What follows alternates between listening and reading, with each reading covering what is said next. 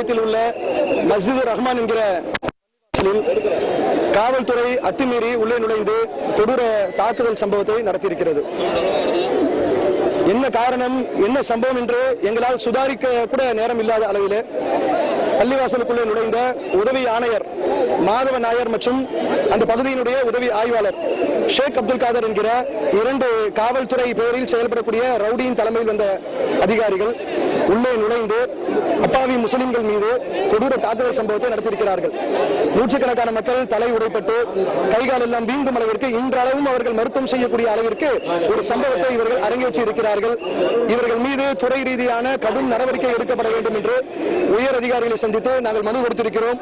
அங்கு நடந்த காட்சிகளை எல்லாம், கொடூர தாக்குதல் சம்பவத்தை எல்லாம் இறை இல்லம் என்று பாராமல் முஸ்லிம்களுடைய புனித வழிபாட்டு தளத்திற்குள்ளே அத்துமீறி நுழைந்த சம்பவங்களை எல்லாம் 100 கால்களோடு உள்ளே நுழைந்து அவர்கள் போட்ட ஆட்டங்களை எல்லாம் நாங்கள் வீடியோ படமாக எடுத்து ஆவணங்களாக கொடுத்திருக்கிறோம். இது போன்ற சம்பவங்கள் வேறு வழிபாட்டு தளத்தில் நடந்திருந்தால் எத்தகைய சுறுசுறுப்பாக காவல்துறை நடவடிக்கை எடுத்திருப்பார்களோ, துரிதமாக எடுத்திருப்பார்களோ, அதுபோன்று இல்லாமல் முஸ்லிம்களை ஒரு ஏமாற்றுத்தனமாக, ஒரு ஏமாளித்தனமான பார்வையில் பார்ப்பது போன்று தெரிகிறது.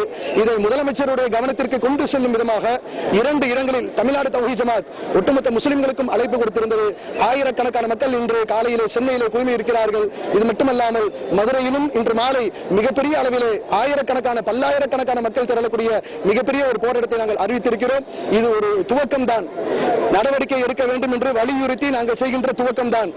முஸ்லிம் சமுதாயத்தை எங்களுடைய இவ்வளவு பலங்களை பயன்படுத்தித்தான் 2 அதிகாரிகள் மீது நடவடிக்கை எடுப்போம் என்று அரசும் உயர் அதிகாரிகளும் காத்துக் கொண்டிருப்பார்கள் என்று சொன்னால், இதை விட வீரியமிக்க போராட்டங்கள் தமிழகம் முழுவதுமாக நடைபெறும். எதிர்வரும் செவ்வாய்க்கிழமை வரை நாங்கள் அவகாசம் கொடுத்திருக்கிறோம். அந்த நாட்களுக்குள்ளாக உரிய நடவடிக்கை எடுக்கப்படவில்லை என்றால், அவர்கள் சட்டத்தின் முன்னால் தண்டிக்கப்படவில்லை என்று சொன்னால், மிகப்பெரிய அளவிலான போராட்டம், ஒட்டுமொத்த தமிழக அரசையும் ஸ்தம்பிக்க செய்கின்ற போராட்டத்தை எதிர்வரும் செவ்வாய்க்கிழமை தமிழ்நாடு தௌஹீத் ஜமாத் தலைமை எச்சரிக்கும் அறிவிக்கும் என்பதை எச்சரிக்கையோடு இங்கு சொல்லிக் கொள்கிறோம்.